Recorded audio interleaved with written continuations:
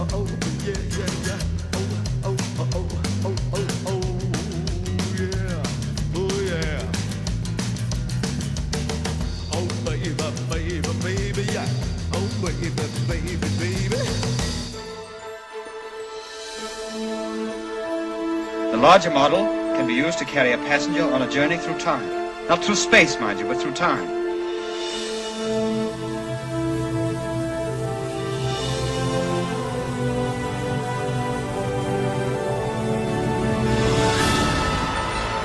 Aren't you going to rather mess things up for the rest of us? No, the future's already there. It's irrevocable and cannot be changed. No, that's the most important question to which I hope to find an answer. Can it change the shape of things to come?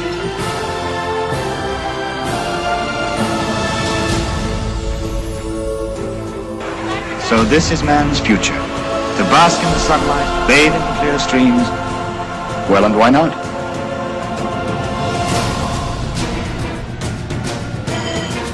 From the talking rings, I learned how the human race divided itself. How the world of the Eloi and the Morlocks began. The Morlocks maintained them and bred them like cattle. The Morlocks had become the masters and the Eloi their servants.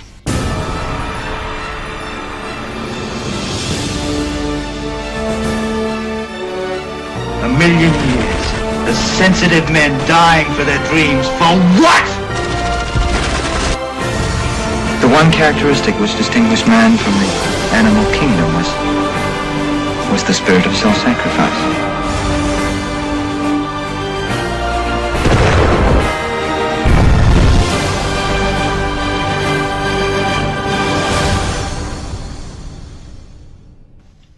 Do you follow me, Bright? No.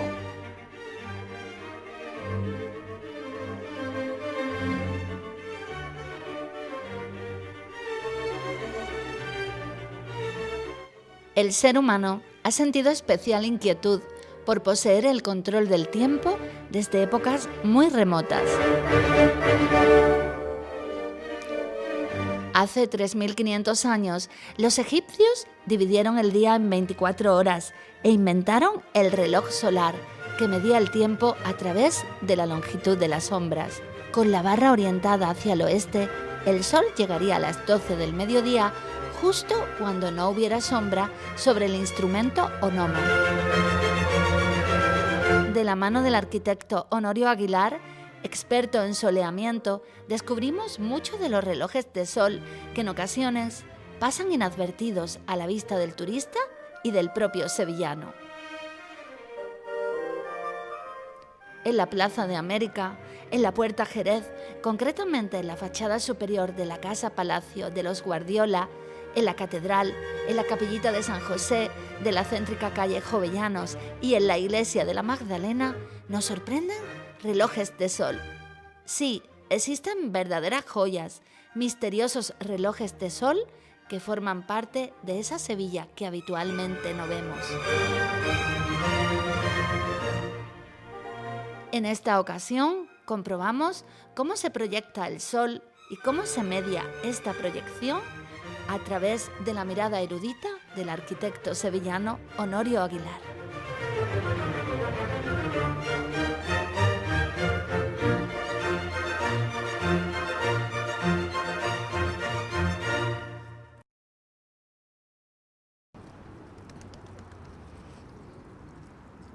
Con frecuencia esta es la imagen de la que disfrutamos aquí en Sevilla, tanto turistas como foráneos.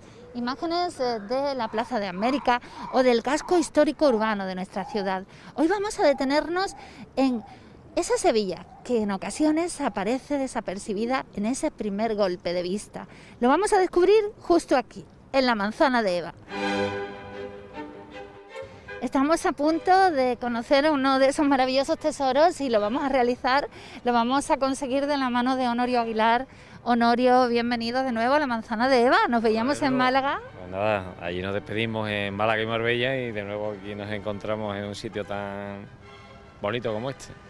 Agradecerte ante toda Sevilla y Andalucía, por supuesto, que estés disponible para hoy con nosotros, porque realmente es uno de los programas que teníamos prometidos a la audiencia a través de Messenger, a través de todas las redes sociales. Me comentaban muchos seguidores de tus programas que querían que realizaras con nosotros el programa sobre los relojes de sol. Sí, recuerda que hablábamos del sol y de la importancia que tiene el sol en la arquitectura de la ciudad. Prácticamente toda la ciudad está condicionada por la orientación de determinados edificios. En la primera ruta que organizamos de la Sevilla Mudéjar vimos las iglesias mudéjares que estaban todas orientadas en el eje este-oeste, por tanto toda la ciudad estaba condicionada por esa ordenación, que a su vez también estaba condicionada pues por el cardo y el decumano de la ciudad romana y por otros factores, pero el sol es fundamental en toda esa ordenación. Entonces hablamos ya de los relojes de sol en ese momento y decíamos, sería bonito hacer algo cerca de los equinoccios, ¿no? El 21 de marzo o el 21 de septiembre, que son las fechas en las que la duración del día y de la noche es la misma. Son los días en los que el sol sale exactamente por el este y se pone exactamente por el oeste y tiene una altura media a lo largo del día.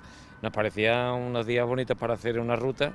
Nos ha pasado el 21 de septiembre, pero bueno, estamos próximos y todavía son unos días aquí en Sevilla soleados. Y de calor, porque a esta hora del mediodía incluso aprieta un poco el sol. A ver, cuéntanos, Honorio, porque así de antemano estamos ante una de las obras del arquitecto Aníbal González. Matízanos, por favor, porque...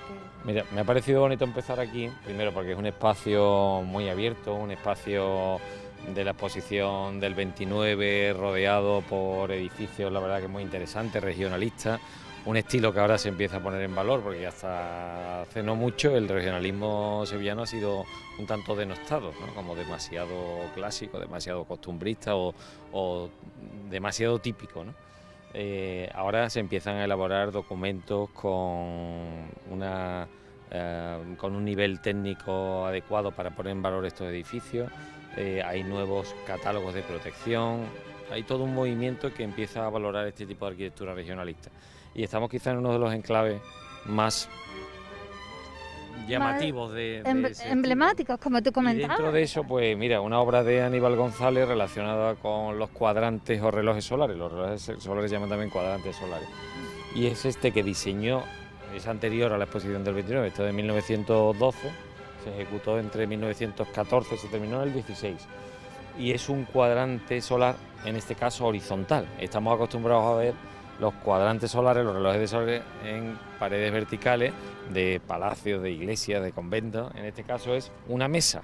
Es horizontal. Porque el diseño de este espacio, que se llama pues una especie de plaza del reloj, que también forman parte del espacio esos bancos, sí, esos bancos con el asiento de azulejo polícromo y el respaldo de forja, es todo diseño de Aníbal González, y la mesa central, como si fuera una mesa con las 4 sillas, es un cuadrante solar. Fijaos qué pieza más bonita, toda de cerámica sevillana, y que tiene dividida pues el cuadrante en una serie de espacios que serían los 12 usos horarios, haciendo coincidir la varilla esta, que es el gnomon, ese es el nombre que recibe. Sí, lo he estado leyendo, el gnomon, es así, ¿verdad? Que hace sombra sobre los números. Y eso es lo que marcaría aproximadamente la hora, la hora, ¿no? Eso es. Entonces, esto está exactamente en la dirección norte-sur. Vale. O sea, esta dirección es exactamente el norte y aquello es exactamente el sur. O sea, que tal cual estamos el eje colocados... de la palmera es prácticamente norte-sur, ¿no? Ajá. Pues estamos un poquito desviados hacia la derecha con respecto a la avenida. Pero este es exactamente el eje norte-sur.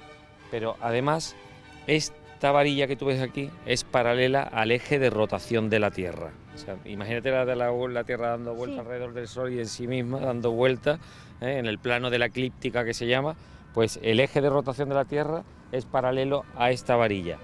Eso hace que la sombra arrojada de las distintas posiciones del Sol, pues nos dé una serie de registros sobre el cuadrante solar. Pero claro, es a la inversa de lo que estamos acostumbrados a ver los relojes normales. Nosotros vemos aquí las primeras horas, a la derecha las primeras horas y a la izquierda las últimas horas del día. Y aquí es al contrario. Como el sol está por el este por la mañana, provoca la sombra arrojada en aquel lado y ahora por la tarde la arroja sobre este lado. Pero marca aproximadamente la hora que sería, Eso es, claro que sí, eso de la es. grabación, mediodía, Entonces, la tarde. hay una desviación de 2 horas. Ah, siempre puede haber... Hay una desviación de 2 horas más unos minutos por la diferencia que existe entre el meridiano de referencia sobre el que tenemos el horario establecido, que es el meridiano 0, y el ángulo que forma la ciudad en la que nos encontramos, que es Sevilla, con ese meridiano. Eso provoca una desviación de unos 20 minutos aproximadamente sobre la hora solar, Qué curioso. aparte de 1 hora de adelanto que ya tenemos durante todo el año, y en verano serían 2 horas más. Por lo tanto, hay 2 horas 20 minutos de diferencia entre la hora oficial y la hora solar. Claro, pero teniendo en cuenta esa premisa, sí que es real lo que marca. Sí, no, Claro, tenemos sí. las 4 de la tarde aproximadamente y habría una diferencia de 2 horas 20 minutos aproximadamente con lo que está marcado. Maravilloso. ¿Cómo surgen los relojes de sol? Muy por encima, Honorio, pero para que la audiencia pueda conocer un poquito...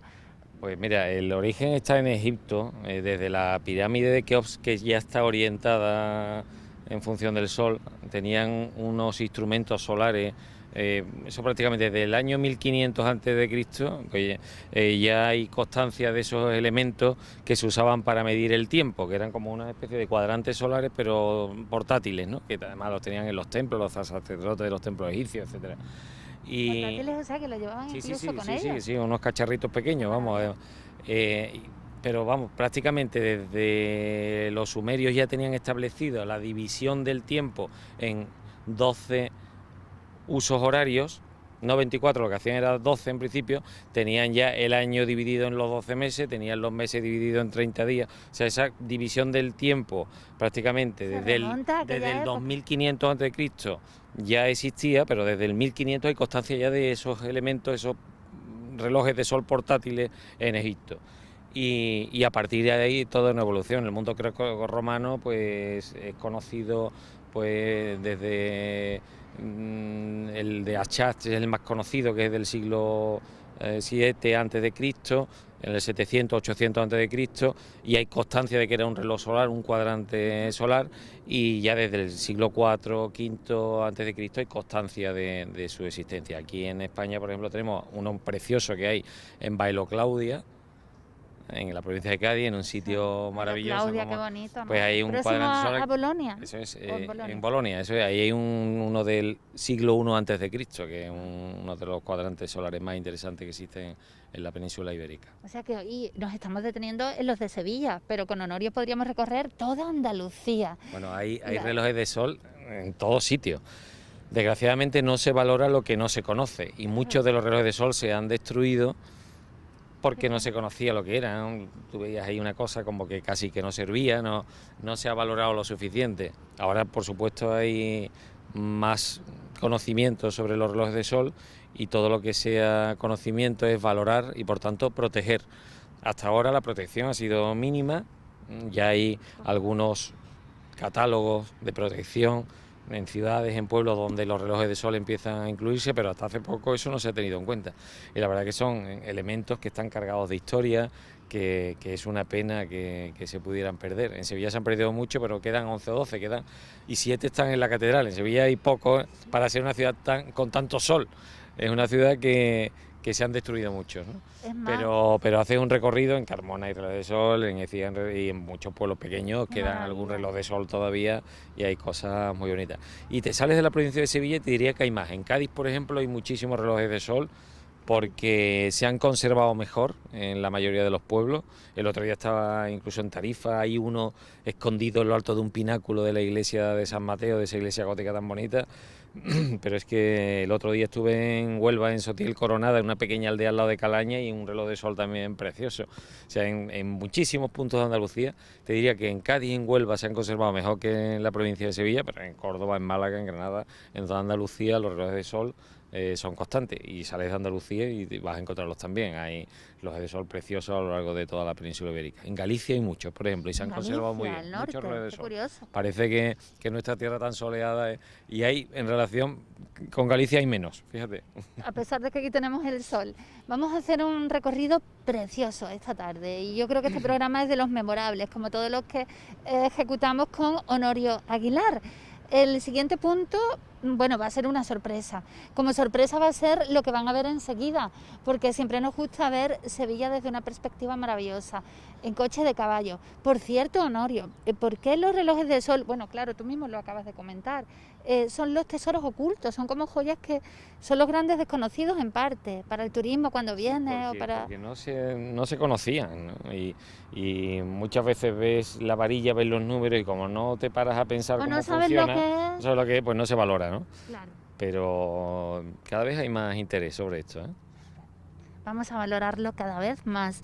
Fíjense que hemos comenzado aquí en la Plaza de América, la popular Plaza de las Palomas. Y enseguida, en ese paseo en coche de caballos, Honorio Aguilar nos sigue sorprendiendo. Oh, baby, baby, baby.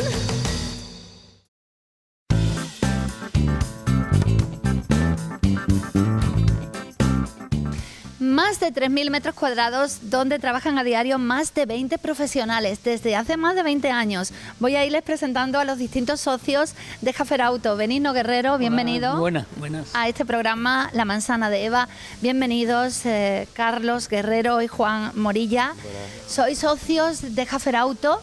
Y hemos expresado ya que tenéis empleados a más de 20 profesionales, ofrecéis los mejores servicios y sobre todo habéis crecido mucho desde hace más de 20 años, Juan. Sí, llevamos más de 20 años en el sector y gracias a Dios hemos crecido ya y somos más de 3.200 metros de instalaciones. Y sobre todo sois expertos en pre-ITV e ITVs. Sí, bueno, desafortunadamente actualmente...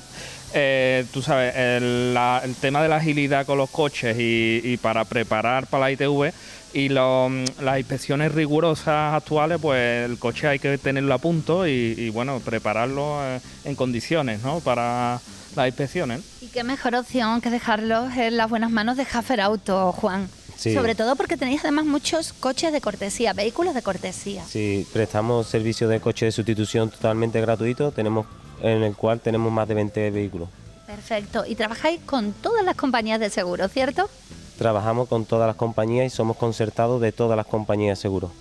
No quiero que se me escape ni un solo detalle. Antes de marcharme de Jaffer Auto, damos el número de teléfono, dirección, la vamos a recordar enseguida, pero no se van a perder porque estamos a las espaldas del Costco en Pino Montano, calle Termodinámica número 19 y el número de teléfono por si queremos concertar cita previa. 954 90 55 80. 954 90 55 80. Ahora sí me puedo relajar, ¿verdad? En Jaffer Auto.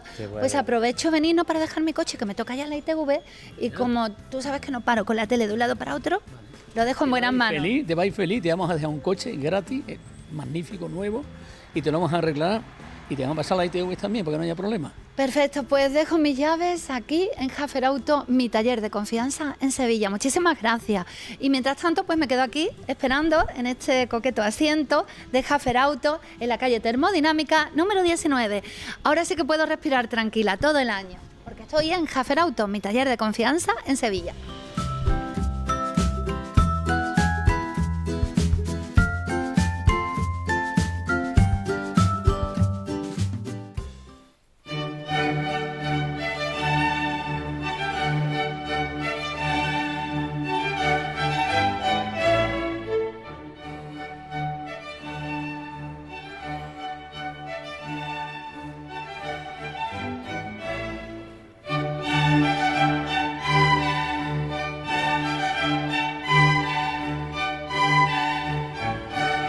Qué maravilla, Honorio. Antes de marcharnos sí, al pabellón nos Mudéjar. despedimos del reloj de sol Danilo González y pasamos por otra de su obra, por el pabellón Mudéjar, un edificio neomudéjar de 1914 y que integra pues los elementos más llamativos de la arquitectura mudéjar, esa arquitectura de la que hablamos en aquel programa de la ruta que hicimos por el centro de Sevilla, Qué bonito, por San el eje de Luis. San Luis. Y bueno, gran parte de los elementos que vimos allí, como es el ladrillo, algún elemento cerámico, las cubiertas de teja, la madera, están utilizados de una forma magistral, como hacía Aníbal González en la mayoría de sus proyectos, y el resultado es uno de los pabellones más identificativos de la exposición del 29, aunque es anterior, porque esto es de 1914, pero todos asociamos a la Sevilla del 29, pues aparte de la Plaza de España, el edificio en el que hoy está el Museo de Artes y Costumbres Populares, que eso es desde el año 72. Sagastizábal es otro arquitecto que proyectó la unión con una escalera de caracol muy curiosa, que en el interior una obra contemporánea uniendo las distintas plantas, y el resultado es un edificio bastante interesante con un contenido que merece la pena conocer. Y qué maravilla, Honorio, hoy estamos paseando, esto es un lujo, por el Parque de María Luisa. Que no hay nadie. Estamos prácticamente solos. No hay nadie. Esto es maravilloso. Nada, mira, ha sido un acierto además la recuperación del adoquinado en este eje principal, en las dos avenidas principales del parque, porque esto estaba de alquitrán y la verdad que era, para mi gusto era un horror, ¿no? Y la verdad es que es mucho más adecuado en este tipo de pavimentos. Se están recuperando pavimentos en la ciudad, a veces más acertados, a veces menos, pero sí hay un estudio de esos pavimentos y son elementos a tener en cuenta que no pueden pasar a un segundo plano, ¿no? Un parque que me imagino tú como arquitecto, ¿cómo lo definirías? Porque estamos ante... Pues bueno, cargado de más encanto. antiguo. Mira, a mí este pabellón me encanta, Qué que lindo. esta es la glorieta de los hermanos Álvarez Quintero, que también diseñó Aníbal González. Y es muy bonita, porque es un banco corrido así con esa forma ovalada y abierta hacia este lado, y las velas de los quinteros al fondo. A mí me gusta bastante. La Pero bueno, vegetación todo, también que acompaña, este ¿verdad? es el monumento de Dante Alighieri, que es muy conocido también, Maravilla. bonito. En aquel lado está el de Ofelia Nieto, de la cantante de ópera, que vivió en Sevilla y que estuvo muy vinculada con muchas de las instituciones de la ciudad. Y bueno, está lleno de rincones cargados de historia y que recorrer tranquilamente. Y si es posible, así un día que hay poca gente, que no hay bullicio, en el que estás oyendo las hojas de los árboles, los pájaros. Es una suerte tener un parque como este en pleno centro de la ciudad. Sí, es un auténtico pulmón, además. Sí, Es sí, que aquí ah. se puede respirar. Y para hacer deporte fantástico. Yo suelo venir a correr muchas veces aquí. La Plaza de España creo que nos va a sorprender en breve, ¿verdad? Gran obra de Aníbal González. Lo que pasa es que la tenemos pues tras la arboleda, Sí. la frondosa arboleda. Bueno, pero algo se percibe, sí, sí, ya comenzamos a ver un edificio, yo creo que es de sobra conocido por todos, pero a que... nivel mundial, ¿verdad? Sí, ten en cuenta que puede ser el monumento más visitado de la ciudad y quizás entonces el más reconocido. O sea, la proyección que tenemos de la ciudad fuera en muchos casos la Plaza de España. Qué Y para curioso. los sevillanos es algo que no nos cabe en la cabeza eso, ¿no? Pero es un edificio que yo creo que todavía se le podría sacar muchísimo más partido, porque los usos en su interior están muy mezclados, creo que están mal organizados, hay unos usos que no caben dentro de un edificio tan importante como este, hay otros usos que no están bien enfocados en cuanto a su ubicación.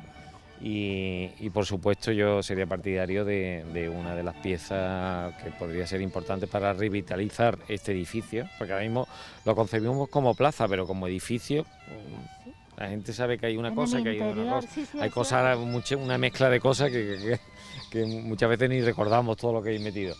Pero creo que uno de los usos más interesantes que se han planteado para parte del edificio sería el Museo de Aníbal González. O que podría ser el Museo de Aníbal González o el Museo de la Exposición del 29 o ambas cosas, o el regionalismo, Sí, porque pero creo que sería la ubicación sería lo idónea. justo también, Sí, ¿verdad? sí. Y es un proyecto que se está moviendo desde hace años, pero bueno, que no termina todavía de cuajar y creo que el edificio es ideal para ello. ¿Quién no ha venido aquí alguna vez de pequeño, verdad? ¿Quién no ha pasado algún momento de su Hombre, infancia mira, en yo- la Plaza de España? La foto más antigua que conservo de cuando chico, es la Plaza de América con las palomas. Yo creo que La eso, típica, bueno, que esa por la tenemos supuesto. todos de cuando pequeños, ¿no? Sí, pero también aquí, ¿verdad? En alguna Sí, ocasión. en la Plaza de España igual. Es un punto precioso de la capital. Y ahora nos vamos a ir adentrando poco a poco para no perder el curso de este reportaje. Son los relojes de sol. Honorio, nos vamos a dirigir hasta la puerta Jerez, ¿no? La puerta Sí. de Jerez. Me pareció oportuno empezar desde el sur y vamos haciendo un recorrido hacia el centro de la ciudad, ahora mismo en el eje sur-norte, y vamos a ir conociendo, vamos a ir viendo todo lo que nos encontramos por ahí. Mira, aquí Qué tenemos preciosidad. la Plaza de España al fondo de la avenida de Rodríguez Caso.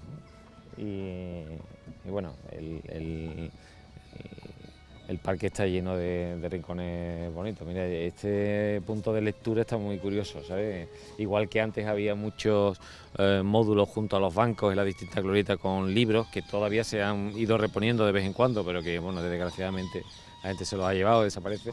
Ese punto de lectura está muy curioso, ahí sigue manteniendo un rincón para lectura y hay material ahí que se puede utilizar. Aquí Y incluso... en esta glorieta de Luis Montota, que también es una pieza más contemporánea, porque está de los años 60, destrozaron la cabeza de la escultura, afortunadamente se ha repuesto hace poco y bueno, son todos rincones interesantes. La exposición, ahora que hacía referencia, aunque vamos a hablar por supuesto de esos relojes de sol, pero la exposición del 29 fue totalmente distinta, ¿verdad? La del 92, Bueno, sí, aunque el 92 fue un boom y lo vivimos todos, ¿eh? Sí. En nuestra juventud más primaria, más pequeñita, más jóvenes. Creo que las dos en su contexto han sido dos ¿Espectaculares? revulsivos para la ciudad, ¿no? Esta del 29 fue un antes y un después para la ciudad, y la del 92 ha sido, por Igualmente. supuesto, un antes y un después, ¿eh? Eso no cabe duda. Lo que pasa Pero es que son fíjate, muy diferentes. Sí, son muy diferentes. Lo que pasa es que la del 29 ha estado muy bien absorbida después por la ciudad, se ha integrado muy bien en la trama urbana, y la del 92 se concibió como un espacio más autónomo al otro lado del río, y es otra historia distinta, ¿no? La isla de la A mí la del 29, igual que la arquitectura que conocemos y que supuso un antes y un después de la ciudad, también, y estando precisamente aquí, el tema del arbolado. Para el 29 pues fue una puesta en valor de muchas de las especies traídas a Sevilla desde América, y fue una puesta en valor de todo lo que existía ya en estos jardines de María Luisa, de la Infanta, y la verdad es que hay recorridos para conocer árboles preciosos, desde los bojes más primitivos y especies poco conocidas, un alcanfor que hay por ahí muy bonito, y la verdad es que merece la pena conocer todas las especies que hay en la ciudad y que se ven concentradas aquí en este espacio. Y cómo han sobrevivido a pesar del tiempo, que bueno, ya estamos en 1920, en 9 años, hace ya prácticamente pues un siglo, ¿eh? Un siglo, sí. Es increíble. Ahora vamos a pasar de este silencio tan maravilloso, amenizado por la charla tan erudita y tan amena de Honorio Aguilar, con pues el tráfico, aunque no parece que haya mucho tampoco a esta hora de la tarde. Y sí que estamos ya próximos a lo que sería pues la Universidad de Sevilla, la Hispalense, el Rectorado, la antigua tabacalera. Sí, efectivamente, otro de los edificios, para mí uno de los edificios preferidos de la ciudad, por su planta tan sobria, sus grandes dimensiones, uno de los edificios en su momento, pues quizá el mayor de Europa en cuanto a superficie construida para un uso proyectado de tipo industrial como este, ¿no?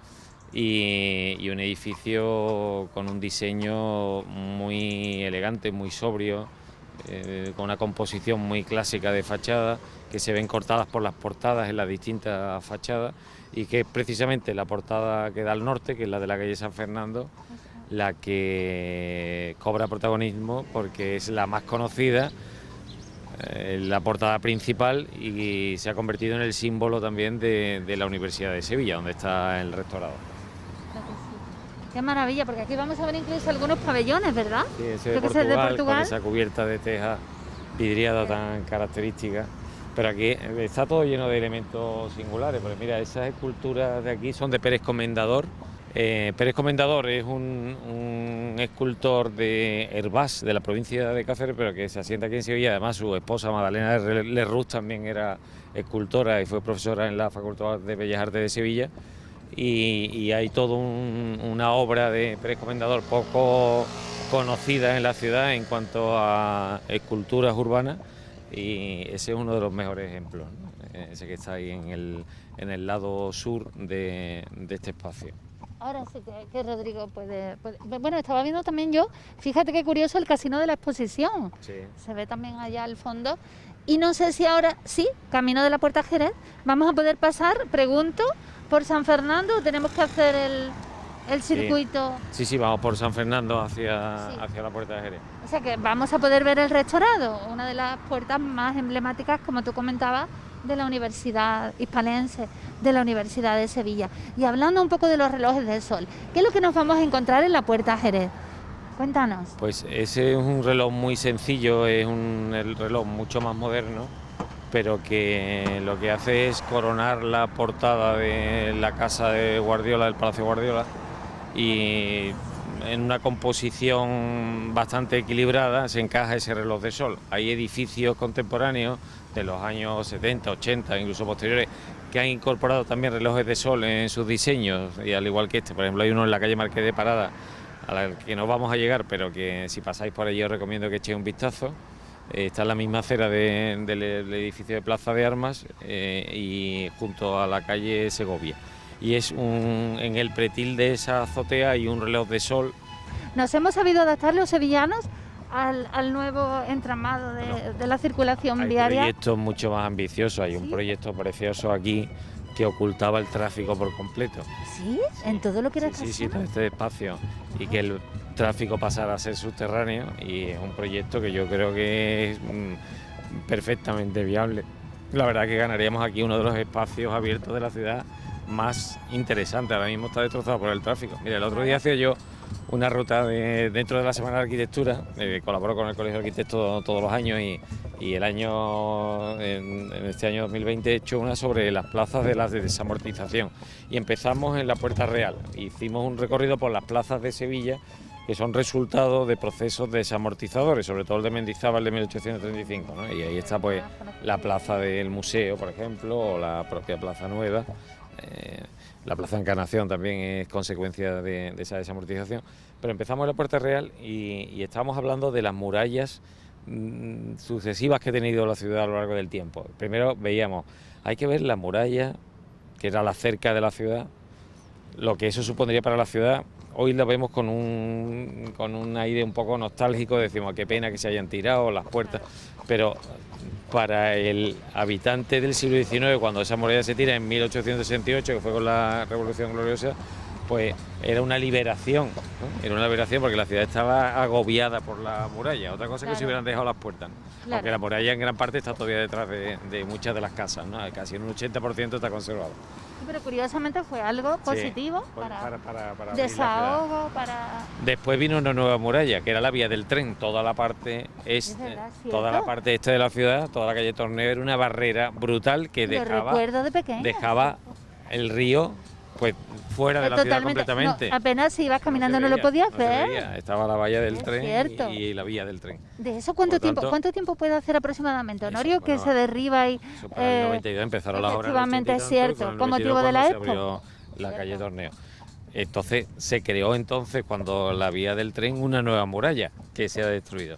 Y hoy, sin darnos cuenta, tenemos otra nueva muralla, que es la del tráfico. Si nosotros ponemos la calle Torneo y tenemos 6 vías de tráfico rodado, 3 carriles en cada sentido, más un carril de servicio, eso no cabe duda que es una muralla. Claro. Y que cuando pasen 50 o 100 años, desde otra perspectiva se pensará cómo esta gente podía mantener el tráfico en ese sitio, cierto. cuando la ciudad Algún podría día estar ya. abierta al río. O sea, Qué tenemos el río ahí, pero hay una muralla delante. Muralla Antes ha de sido la tráfico. muralla física, después ha sido la red ferroviaria y hoy es el tráfico rodado. Y aquí sucede lo mismo. Aquí tenemos un espacio magnífico, porque hemos pasado, y tú has dicho, qué bonito el pabellón de Portugal. Sí, y yo sí. te hablaba de las esculturas de Pérez Comendador. Es que a nivel y turístico incluso, ¿verdad? El gran edificio del casino, el rectorado, la Plaza de España, que está casi en la misma plaza. Pero al fin y al cabo lo que tenemos son, otra vez, 3 vías de tráfico por un lado, 3 vías de tráfico por otro, y es una nueva muralla. Claro, Y la verdad que ese proyecto que soterraba todo el tráfico rodado era un proyecto muy ambicioso y muy interesante. Yo espero que alguna vez se lleve a cabo, porque se crearía uno de los espacios urbanos más interesantes. Igual que el del río, ¿eh? El del río, si la calle Torneo... ese me ha encantado, ¿eh? Si la calle Torneo o al menos el Paseo Colón no tuviera tráfico, la ciudad ganaría mucho. Que Mira, en sería Madrid cuando se maravilloso. hizo el soterramiento de las vías al lado del Palacio Real, cuando pasa, y eso no hace tantos años, para muchos ciudadanos en Madrid era como impensable soterrar la vía, y al final se hizo. ¿Y qué se ganó? Pues un espacio urbano que era impensable ese espacio. Y ahora mismo tú vas a la Plaza de Oriente, ves el Palacio Real, pues el mismo efecto conseguiríamos aquí, en este espacio del Prado, y posiblemente en el entorno del río pues se pudiera si no en todo el recorrido junto al río, en parte al menos. Bueno, pero si se consiguiera en todo, imagínate, Bueno, hay que entonces tener ya... proyectos. A la ciudad creo que le faltan proyectos. ¿Sí? Y hay que hacer proyectos ambiciosos. Y más en una ciudad en la que, por el COVID esto ha cambiado mucho, pero que Sevilla en los últimos años se está convirtiendo en uno de los destinos turístico internacionales más importantes. Y volverá, Honorio, aunque tengan que pasar unos años por las circunstancias que tenemos. Pero hay que estar a la altura, y para estar a la altura hay que tener proyectos, y hay que tener proyectos ambiciosos en la ciudad. Pues ojalá que se consiga y que nuestros ojos lo vean, porque sería maravilloso. Fíjate también cómo ha cambiado, porque bueno, no hace tanto tampoco, si lo pensamos fríamente, que la avenida, lo que era la avenida de la Constitución, era pues con tráfico rodado, ahora es peatonal. Eso fue un gran acierto. Ahí dimos un cambio, ¿verdad? Eso fue un gran acierto. Por la avenida llegaban a pasar 1.200, 1.300 autobuses diarios, desde lo que eso supone para las piedras de la catedral. Las vibraciones, la contaminación, y no solamente la contaminación, las vibraciones a las que un edificio como... Acústica también, ¿verdad? Todo. Y afortunadamente, pues... el tráfico rodado se suprimió y se ha ganado un espacio, igual que ha pasado con la calle Asunción o la calle San Jacinto. Han sido casi los 3 puntos más emblemáticos desde el punto de vista de la peatonalización de la ciudad. Estamos ya pues prácticamente en la Puerta Jerez y yo creo que aquí Fabio podría quedarse un chispitín, ¿verdad? ¿Es buen sitio? ¿O tú prefieres, Honorio, un poquito más adelante? Indícanos. Pues sí, por allí no sé si podemos pasar, ¿no? ¿Para adelante sí? ¿Es factible? Venga, pues pasamos allí.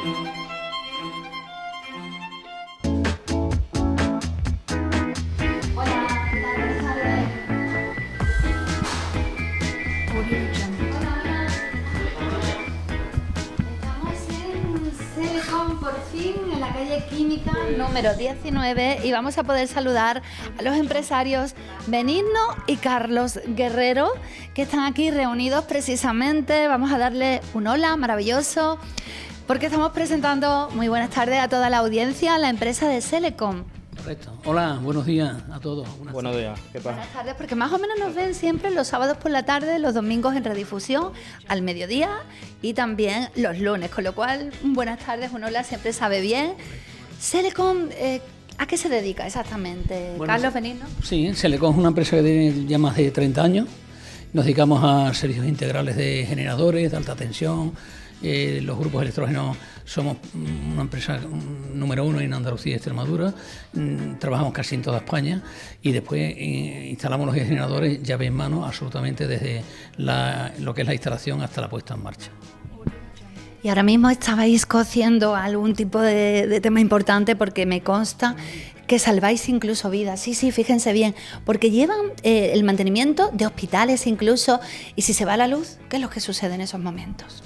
Bueno, porque entra en acción o bien los generadores o los sistemas de alimentación ininterrumpida, que también nos dedicamos y mantenemos, y bueno, también los centros de transformación, que son también elementos principales de suministro eléctrico, ¿no? Y bueno, eso, intentamos dar mejor servicio y que no haya problemas, ¿ah?, a nuestros clientes, ¿no? Bueno, además de los grupos electrógenos, como bien dice Carlos, los centros de transformación y la SAI, somos sello técnico de Rielo, y de grupo somos sello técnico oficial de casi muchas marcas, y así como de centros de transformación, pues también de algunas marcas, ¿no? Entonces, estamos a vuestro servicio para ayudaros, para que no tengáis problemas y estéis con la tranquilidad de que si se va la luz de la red, el generador o el centro de transformación van a funcionar bien. Perfecto, pues ya saben que nos encontramos en calle Química número 19 y queríamos conocer los entresijos de esta gran empresa. Ya conocían a Bensol por un lado, pero esta es Selecom.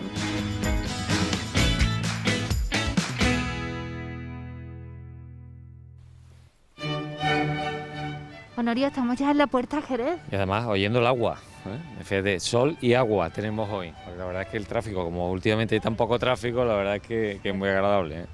Pues mira, empezamos con el Hotel Alfonso XIII, que no es de Aníbal González, todo el mundo piensa que también es de Aníbal González. Eso es lo que yo te quería preguntar. De José Piau y Muñoz, igual que hemos pasado por la puerta del del Casino de la Exposición, que también se asimila a Aníbal González, tampoco, esa es de Vicente Traver, que Vicente Traver fue el que terminó la zona de la Plaza España. Vicente Traver hizo la fuente central, por ejemplo, y fue el que se encargó de las obras de la exposición del 29 cuando se retiró Aníbal González. Claro, pero es que es contextual, sí, contemporáneo. y todo el mundo, Entonces, eso es. claro. Pero José Pío y Medio, que fue un gran arquitecto de la Sevilla de esa época, es el autor del proyecto del Hotel Alfonso. Precioso, por otra parte. Sí.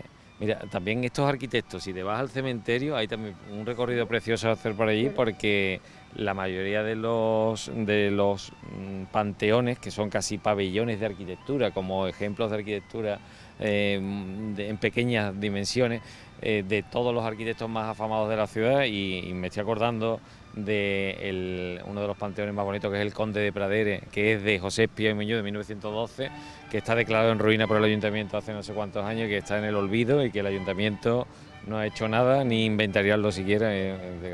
Una pena. Pero bueno, hay otros de Aníbal González que se han restaurado, incluso las familias propietarias la han restaurado, hay otros de todos, de Vicente Traver, de todos los de arquitectos de esa época.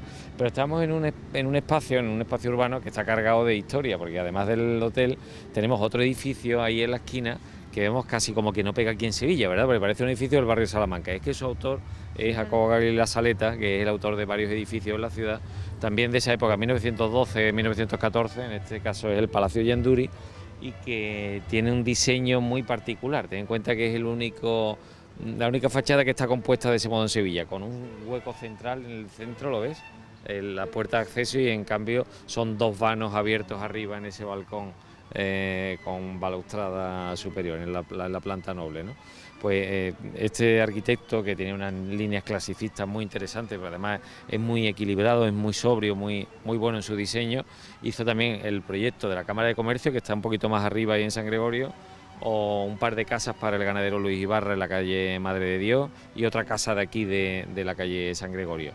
Pero tiene 4 o 5 obras sobre la ciudad, pero la verdad es que tienen un estilo muy diferenciado del resto, ¿sabes? Se le identifica fácilmente. Es su sello particular. Y bueno, la capilla de la Puerta Jerez, capilla de Santa María de Jesús, de la antigua Universidad de Sevilla, con una portada de ladrillo bicromo, el amarillo y rojo ese alistado que ves, con el arco apuntado, además en este caso un arco conopial. Conopial es porque viene de la palabra dosel, cama, ¿no? Y es la punta esa que tiene en el centro, y es una portada muy singular, muy bonita, es una de las portadas más singulares dentro de este estilo, ¿no? Y ahí veis, bueno, arriba todo la terminación habitual en la fachada mudéjar. Normalmente el almenado lateral se da solamente en los ábsides, nunca en la cornisa lateral, que la cornisa lateral suele ser de tipo de rollo de modillón cordobés, ¿no? Que es otro estilo, ¿no? Pero bueno, aquí también es bonito el bicromo de arriba, de la espadaña arriba, ¿no? Rematada también por el almenado ese, ¿no? Pero veníamos aquí a la Puerta de Jerez para centrarnos en un reloj de sol, y es este que vemos aquí encima de la Casa Guardiola. Sí, porque en medio de tanta belleza nos sorprende otro reloj bonito, de sol. sí, dentro qué preciosidad. De esta fachada también, es una fachada con un aire clásico, muy clasicista, además muy chata, muy horizontal, muy apaisada, muy elegante. Pues en la parte superior, formando la portada, en este caso, en lugar de un escudo, en lugar de un elemento o de un azulejo religioso o algo así, es la única en Sevilla que lo que tiene es un reloj de sol. Además, un reloj de sol, en este caso es un cuadrante vertical, que es lo normal. El que hemos visto en la Plaza de América es horizontal y no es lo habitual. Este cuadrante que no está orientado mirando hacia el sur, porque el sur está para allá abajo. En este caso está orientado hacia el levante. Entonces, en este caso, los relojes de sol se llaman declinantes a levantes. Cuando miran hacia el otro lado, hacia el oeste, se llaman declinantes a poniente. ¿Y Y este es declinante a levante, porque está mirando hacia el este. Cambiamos. Eso es. Entonces, si el reloj de sol es un plano vertical y la sombra que tiene que ser arrojada por el gnomon es sobre un plano vertical que no está en el eje este-oeste, por tanto no puede ser simétrico. La numeración en estos casos es asimétrica y solamente marcaría un determinado número de horas. En los que miran hacia el levante marcaría solo las horas de la mañana, que es la única hora en la que puede dar el sol en esa fachada, y en los declinados a poniente marcaría el sol de la tarde y el horario de la tarde en la fachada que da hacia el oeste. Honorio, aunque lo has hecho antes, pero recuérdanos qué es el gnomon para El las gnomo es la personas varilla esa que que la vemos varilla ahí, que eso es. vemos ahí. En el caso Sobre del cuadrante, el instrumento, ¿verdad? claro, en el caso del cuadrante horizontal, esa varilla era paralela al eje de rotación de la Tierra. En este caso, cuando el cuadrante vertical no es paralelo, lo que forma es con el plano vertical un ángulo igual a la colatitud del lugar en el que está este reloj de sol. Aquí estamos en Sevilla, estamos en una latitud concreta, que es una latitud 36.7, y el ángulo complementario de la latitud es el que formaría el gnomo con el plano vertical. Por tanto, lo que hay es una serie de reglas, más que conocidas por la gente que sabe hacer relojes de sol, en cuanto a las divisiones de los usos horarios, a medida que está más o menos girado con respecto al plano este-oeste, la numeración es más irregular. Si está más orientado todavía hacia el noreste o hacia el noroeste, todavía los números son más asimétricos y hay menos horas de sol en la mañana o menos horas de sol en la tarde, incidiendo sobre el plano del cuadrante solar. En este caso ahí están marcados solamente unas 6-7 horas de la mañana y a partir de ahí ya no hay... Aquí está marcado desde las 5 de la mañana hasta la 1 del mediodía. Qué curioso. A partir de la 1 del mediodía es que no da el sol, porque ya el sol pasa para allá. El eje es norte-sur, no coincide con la fachada, está un poquito desviado. Coincidiría, la fachada está mirando un poquito hacia el suroeste y por tanto no termina en las 12, continúa hasta la 1 del mediodía. O sea que habría que venir a otra hora, ¿verdad? Claro, para poderlo pillar justamente marcado. Por la mañana solo. Qué maravilla. Y me decías que representaba como una paleta con pinceles, a ver... Sí, es un ángel con 2 velas y una paleta de un pintor, se ven los pinceles en el centro del reloj. La verdad que es una composición muy bonita, ¿verdad? Maravilloso, sí. El operador de cámara nos indicaba que avanzáramos un poquito porque así van a tener todos los telespectadores un plano mucho más cercano. Es curioso porque incluso hay turistas en nuestro entorno y observan en general lo que es la Puerta Jerez, los edificios, pero es lo que comentábamos, si no saben lo que son relojes de sol, pues pasa desapercibido. Sí. Este programa nos va a venir muy bien, incluso a los propios sevillanos, ¿eh? Sí, mira, muchas gracias, Honorio. Durante algunos años hice una ruta por el centro de los relojes de sol y lo hacía para los seguidores de mis redes sociales, de Instagram o de Facebook, del estudio, y la verdad que era un éxito y me lo piden continuamente. Entonces, cuando tú me propusiste hacer el programa de televisión sobre esto, la verdad es que en estos tiempos en los que todo lo que es online funciona muy bien, pues me pareció una gran idea. Y bueno, pues ¿por qué no hacerlo?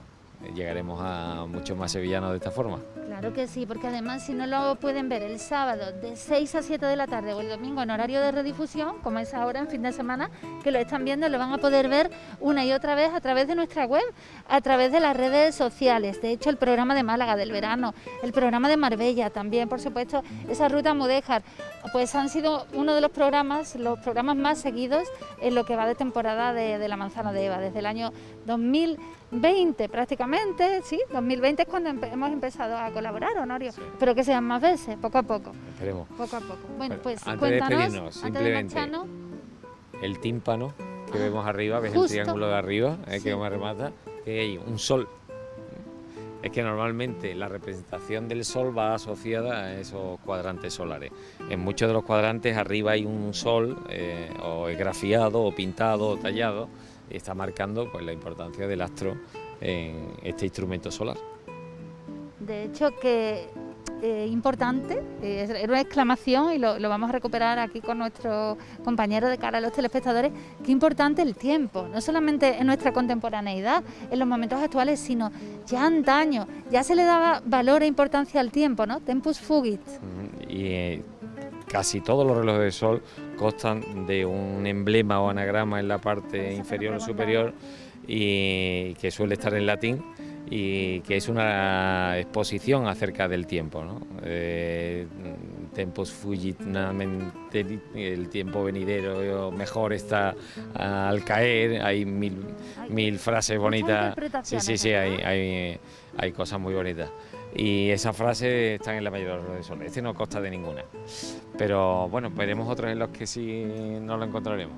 Bueno, parece que hemos dejado a Fabio, que es nuestro cochero, que nos está acompañando, y verán de vez en cuando ese faldón maravilloso para que puedan contratar estos Tú que servicios. estamos hablando de la medida Sí. del tiempo, fíjate, cuando te decía la división de los usos horarios, que ya desde el 2500 a.C. hay constancia de esa división en los 12 meses y en los días y en los usos horarios, aunque fueran 12 y no 24, pero tú sabes que los griegos el tiempo no lo medían en horas como nosotros, sino que lo que hacían era dividir las horas de sol en un número fijo y cada hora No lo sabía. medía más o menos tiempo en función de la época del año.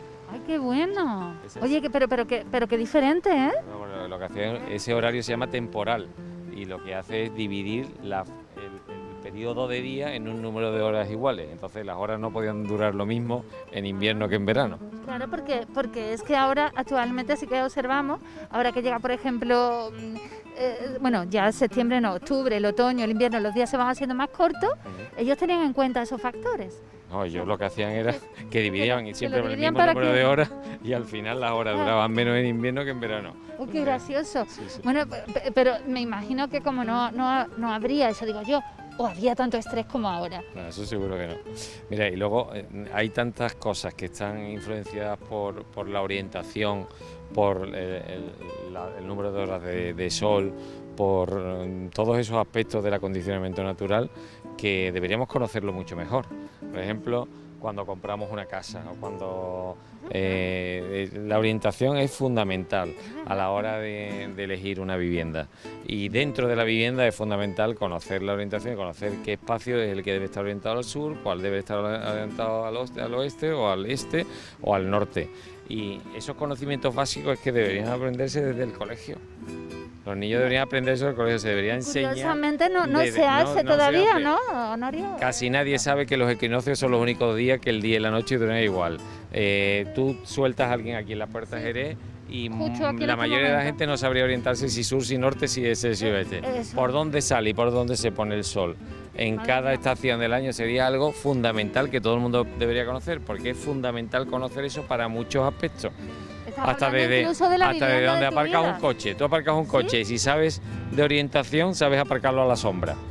Qué curioso, porque sabes que después va a dar por la tarde. Fíjate qué cosa más fácil. Oye, que me y está más gustando. práctica. ¿Y Sí. por qué en una misma vivienda? Bueno, esto es que es una pregunta un poco como de Barrio Sésamo, pero a ver, entiéndeme en este caso, Honorio, porque desconozco el tema. Pero en mi casa, por ejemplo, el sol da de una manera durante el verano, claro, ahora me lo vas a explicar, me vas a decir, Eva, precisamente por lo que te estoy en explicando, invierno de otra. y en invierno de otra. Mira, en un espacio abierto como este, te voy a explicar. A ver, es que eso me Vamos a llama ver. la atención muchísimo. En los casa. equinoccios, marzo y septiembre, y las Vale. fechas que van llegando simétricas al 21 de marzo, antes y después, y al 21 de septiembre, cuando- antes y después. En esas épocas son en las que el sol sale exactamente en la línea del este, alcanza una altura media y se pone exactamente en la línea No. en la dirección oeste. El resto del año, si es verano, los días son más largos, ¿no? Sí, Entonces eso el sí sol es verdad. sale por encima de la línea del este. Ah, Sale entonces por el eso se hace noreste. más Más largo porque tenemos empieza más a ser por sol. ahí, tenemos más sol. Vale. A medida que nos acercamos al 21 de junio, que es el Ok. solsticio de verano. Sí, ahí. Entonces, cuando llega el solsticio de verano es el día que sale el sol más al noreste. Amanece antes. Claro, y sale más al noreste porque tiene más horas de sol. Entonces, el recorrido del sol es mucho más alto durante todo el Y día. por eso se queda más y tiempo. al llegar al mediodía, hora solar, ¿vale? Que la hora del mediodía solar es cuando el sol está en el punto más alto, es lo que Guau. se llama el cenit. Son las 12 del mediodía, hora solar. Es la hora que el reloj de sol marcaría exactamente las 12 horas, pero que en nuestra hora son las 2 de la tarde aproximadamente, Claro. ¿vale? Pero ese momento es el punto de mayor altura del sol, justo el 21 de junio. Y se pone por el noroeste. Pero en el muchísimo punto más al eso. norte del noroeste, justo el 21 de junio. Por eso yo en casa, que además es una casa muy soleada, yo creo que a ti te gustaría, aunque sea una casa sencilla, pero tiene mucho sol, a mí me gusta que la rodee el sol, la luz, por eso tiene tantas horas de sol y cambia tanto. Y luego, que no- en el invierno, el sol sale al sur de la línea este-oeste. Sale por el sureste, el sol hace un recorrido Ese es mucho el más cambio que corto, yo estoy observando. mucho más bajo todo el día, por eso el Sí. sol está como ahora. Mira, ya estamos acercándonos, ya hemos entrado en el otoño, es verdad. que el sol está como más bajo, más de frente, no tan desde arriba. Sí. El sol No tiene es una cenital. altura media en esta época, y a medida que nos acercamos al 21 de diciembre, que es el solsticio de invierno, Fíjate. que es el día más corto del año y la noche más larga del año, el sol es el día que menos altura tiene de todo el año. Sale por allí, por el sureste, Y justo a las 12 del mediodía hora solar, en lo el cenit veremos. está bajito y la luz es como muy horizontal, y luego se pone por allí, se pone Ojalá por el pueda comprobarlo. suroeste. Me gustaría comprobarlo este año. Pues mira, Aquí esas in situ. opciones básicas te pueden servir para un montón de cosas, desde Eso aparcar un deberían coche, aprenderlo los pequeños, ¿no? poner un toldo en una azotea, También. 1000 cosas. Mira, ayer por ejemplo un cliente me llamaba: Honorio, es que me has puesto la cama en la pared de la habitación que no me gusta. Ah, Y porque le a él dije, no le gustaba en ese momento. no, eso ayer en un plano que envié. Sí. Y digo, vamos a ver, si tú supieras que la pared donde quieres ponerla es una pared oeste, en un edificio de 7 plantas de altura, que todos los edificios alrededor tienen 5, tú pondrías el cabecero en una pared a la que le va a dar el sol en verano, Te mueres de calor. por mucho aire acondicionado que ponga en un sexto, que arriba además lo que tiene es una terraza, en una pared que le está dando el sol toda la tarde, vamos a ponerla enfrente, que además hace corriente, porque en el otro lado hay ventanas a un lado y otro y tiene Puedes ventilación. descansar mejor. Estéticamente